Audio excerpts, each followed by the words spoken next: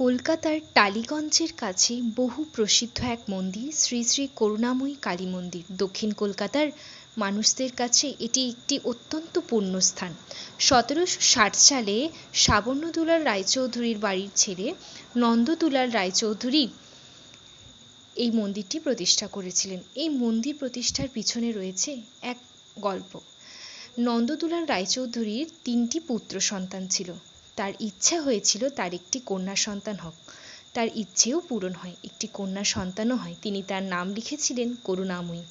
কিন্তু মাত্র 7 বছর বয়সেই সেই কন্যার মৃত্যু ঘটে এবং এই কারণে শ্রী নন্দ দুলাল অত্যন্ত হতাশ হয়ে পড়েন।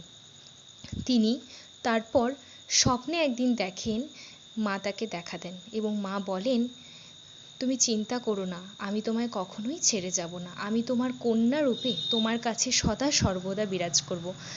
তুমি যাও, আদি গঙ্গার তীরে একটি বটগাছ পাবে এবং সেখানে একটি শিলা পাবে। সেই শিলাটিকে প্রতিষ্ঠা করো, আমি তার মধ্যেই বিরাজমান হব। সেই থেকেই শ্রী শ্রী করুণাময়ী কালীবাড়ির মা প্রতিষ্ঠিত হয়।